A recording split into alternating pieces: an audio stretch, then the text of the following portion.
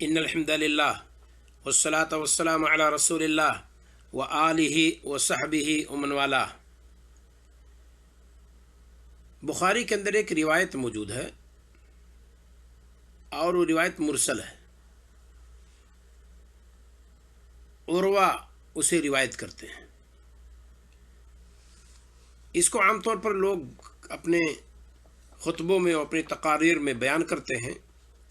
اور استدلال کرتے ہیں کہ اللہ کے رسول صلی اللہ علیہ وسلم کی تاریخ پیدائش اگر کوئی شخص مناتا ہے اور اس میں پیسے صرف کرتا ہے تو اس کا اجر اللہ رب العالمین اس کو دے گا۔ دلیل ہم پڑھتے ہیں ذرا، اور اس کے بعد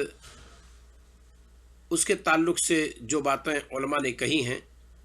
ان کا ہم تذکرہ کرتے ہیں۔ امام بخاری رحمہ اللہ نے اسے 5101 نمبر کے تحت ذکر کی ہے۔ امام بخاری رحمہ اللہ نے اسے سند کے ساتھ نہیں ذکر کی ہے۔ عروہ کا یہ قول غیر مستند ہے امام بخاری رحمہ اللہ کے ہاں، اور امام بخاری رحمہ اللہ کے ہاں صحیح کا اطلاق ان احادیث پر ہوتا ہے، اور وہی احادیث صحیح بخاری جب بولا جائے تب مراد ہوتی ہیں جن کے امام بخاری رحمہ اللہ نے سند اور متن کے ساتھ ذکر کی ہے۔ تو ذرا دیکھیے وہ روایت میں پڑھتا ہوں۔ امام بخاری رحمہ اللہ نے نقل کی ہے کہ قال عروہ، عروہ نے کہا، وثویبۃ، اور ثویبہ، مولات لابی لہب، ابو لہب کی ایک لوڈی تھی، اعتقہا، ابو لہب نے اسے آزاد کر دیا، فارضعت النبی، تو اس نے نبی کریم صلی اللہ علیہ وسلم کو دودھ پلایا۔ بعض روایات جیسے سنن بہقی وغیرہ کے اندر موجود ہے کہ اس نے نبی کریم صلی اللہ علیہ وسلم کی ولادت کی خوشخبری دی تھی اور خوش ہو کر کے اس نے آزاد کر دیا، اور اس آزادی کے بعد اس نے نبی کریم صلی اللہ علیہ وسلم کو دودھ پلایا۔ تو پھر یہ جوڑنا کہ نبی کریم صلی اللہ علیہ وسلم کو اس نے دودھ پلایا جس کی وجہ سے اس نے آزاد کر دیا، یہ بات بنیادی طور پر یہی غلط ہو جاتی ہے کہ نبی کریم صلی اللہ علیہ وسلم کو دودھ پلانے کی وجہ سے اس نے آزاد نہیں کیا۔ روایت دیکھیے، کیونکہ وہ آزاد کر دیا پھر نبی کریم صلی اللہ علیہ وسلم کو اس نے دودھ پلایا،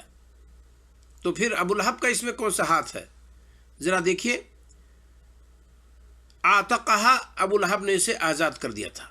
فارضعت النبی صلی اللہ علیہ وسلم، تو اس نے نبی کریم صلی اللہ علیہ وسلم کو دودھ پلایا۔ فلما مات ابو لہب، تو ابو لہب کا جب انتقال ہو گیا،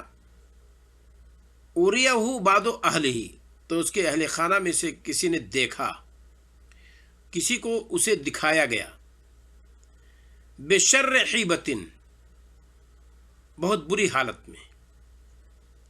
فقال له، تو اس خواب میں دیکھنے والے نے ابو لہب سے کہا، ماذا لقیتا، کس چیز سے دو چار ہوا تو، کن احوال سے تو نے ملاقات کی مرنے کے بعد؟ قال ابو لہب، ابو لہب نے کہا، لم القا بعدکم خیرا، آپ لوگوں سے جدائی کے بعد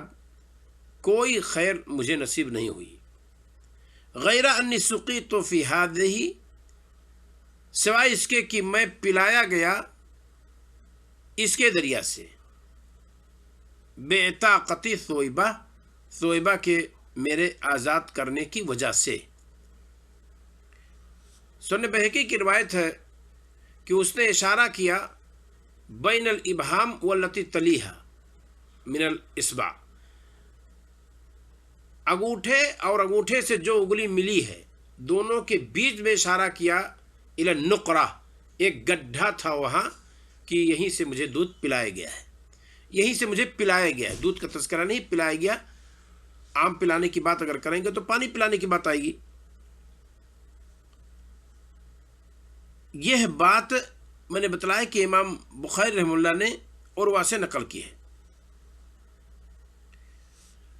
یہاں کئی ایک سوالات پیدا ہوتے ہیں، کیا یہ اس کی کیا حقیقت ہے؟ نمبر 1 روایت مرسل ہے، اور مرسل روایت محدثین کے ہاں عموماً ضعیف ہوتی ہے۔ کبھی مرسل قبول ہوتی ہے، اس کی کچھ شروط و ضوابط ہے، وہ چیز یہاں نہیں پائی جاتی ہے۔ مرسل کہتے ہیں کہ تابعی کسی چیز کو رسول اکرم صلی اللہ علیہ وسلم سے روایت کرے، اور آپ اسے جانتے ہیں کہ سند کے جو طبقات ہیں، پہلے نبی صلی اللہ علیہ وسلم، پھر صحابی، پھر تابعی۔ تابعی نے اللہ کے رسول صلی اللہ علیہ وسلم سے روایت کیا ہو۔ صحابی وہ ہے من لقی النبی صلی اللہ علیہ وسلم مؤمنا به ومات علی الاسلام ولو تخللت بالردہ، جو حالت ایمان میں نبی کریم صلی اللہ علیہ وسلم سے ملاقات کی ہو اور ایمان ہی کی حالت میں اس کا انتقال ہوا ہو، گرچہ بیچ میں ارتداد کا وہ شکار ہو گیا تھا، پھر بھی وہ صحابی رہے گا۔ تو صحابی وہ جس نے نبی کریم صلی اللہ علیہ وسلم سے ملاقات کی۔ تابعی کسے کہیں گے؟ تابعی وہ ہے جو حالت ایمان میں کسی صحابی سے ملاقات کیا ہو اور اسلام ہی پر اس کا انتقال ہوا ہو، تو یہ اسے تابعی کہیں گے۔ تو تابعی کی ملاقات نبی صلی اللہ علیہ وسلم سے تو نہیں ہے، تو جب تابعی کی ملاقات نبی کریم صلی اللہ علیہ وسلم سے نہیں ہے تو جو روایت کی جائے گی اس کو مرسل کہیں گے۔ اچھا، تابعی کا بسا اوقات روایت کرتا ہے صحابی سے، اور بسا اوقات ایک دوسرے تابعی سے، پھر وہ تابعی صحابی سے روایت کرتا ہے، تو اس کا امکان چونکہ پایا جاتا ہے کہ ایک تابعی نے دوسرے تابعی سے روایت کی ہو، تو پھر وہ تابعی ثقہ بھی ہو سکتا ہے اور ضعیف بھی ہو سکتا ہے۔ اس وجہ سے مرسل روایت ضعیف کے زمرے میں شمار کی جاتی ہے، کیونکہ جو شخص وہاں سے ساقط ہے اس کی حالت ہمیں اور آپ کو نہیں معلوم ہے، اور روایت کے قبول کرنے کی 2 شرطیں ہیں۔ ایک یہ کہ وہ شخص عادل ہو اور ضابط ہو راوی، اور جو شخص جس کی شخصیت ہی ہم سے غائب ہے، جس کا نام ہی نہیں معلوم ہے، تو اس کی صفت تو بدرجہ اولا ہم نہیں جان سکتے۔ اس وجہ سے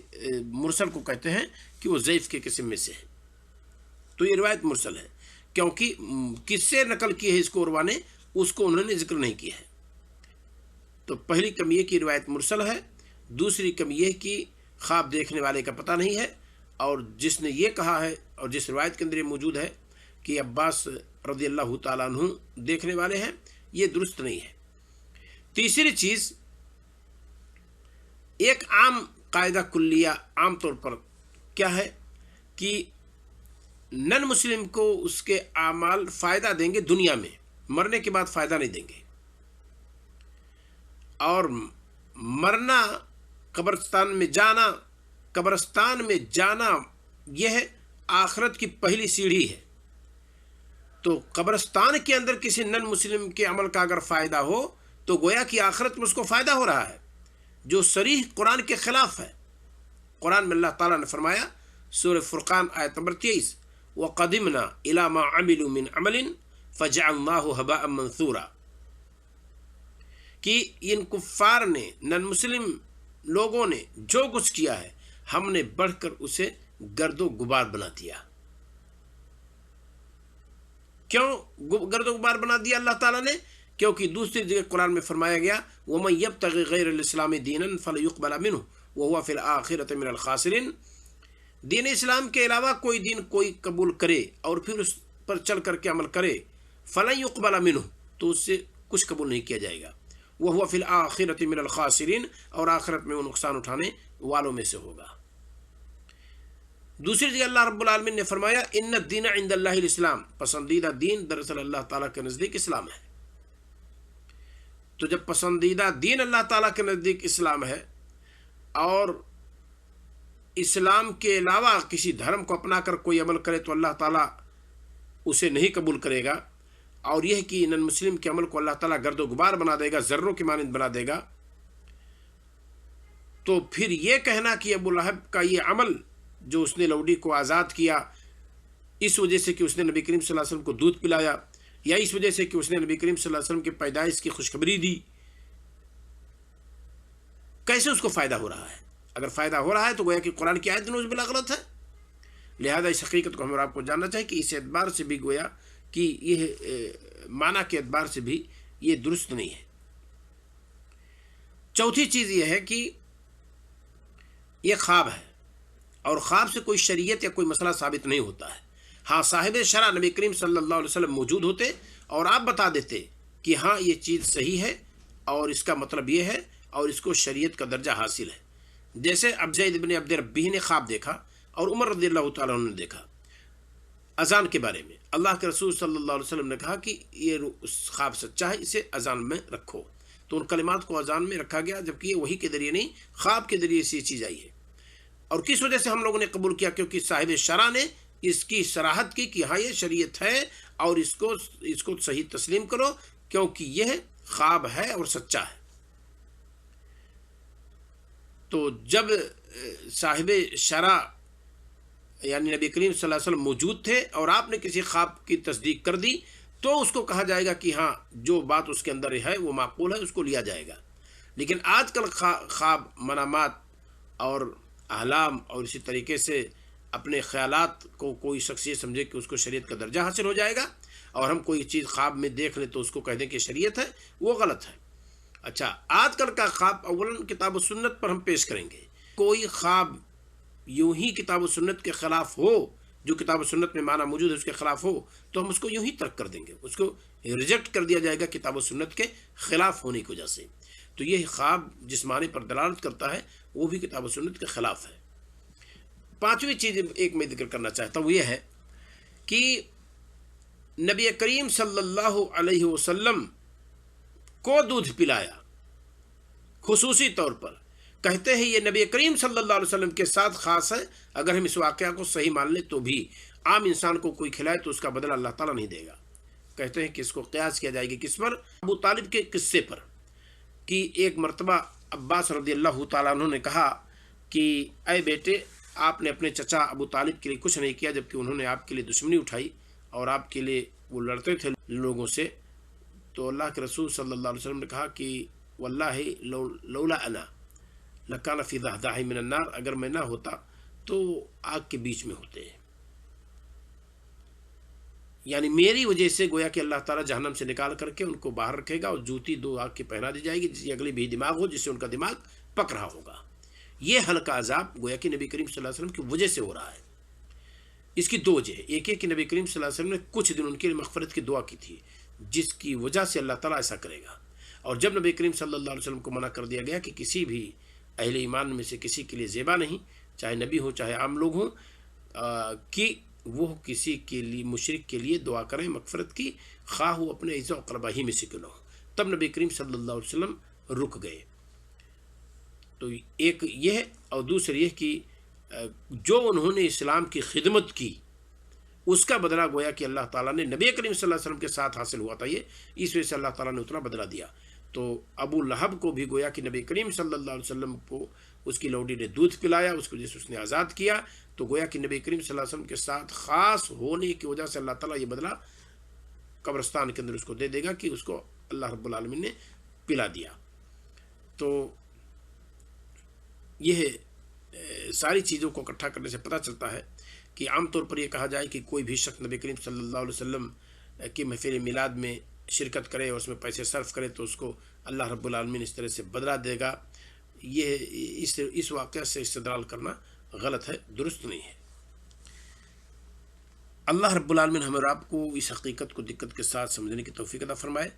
اور آج کل اس واقعہ کو لے کر کے لوگ بہت لمبی لمبی تقریریں کرتے ہیں، پوسٹ لکھتے ہیں اور کلپ بناتے ہیں، لیکن ہمیں اور آپ کو چاہیے کہ اس طرح کی چیزوں سے ہم پرہیز کریں، اور جو چیزیں ہم نے بتائی ہیں اس کا جو جواب دیا ہے میں نے اس واقعے کا اور اس قصے کا، اس چیز کو آپ اپنے ذہن میں رکھیں۔ السلام علیکم ورحمۃ اللہ وبرکاتہ۔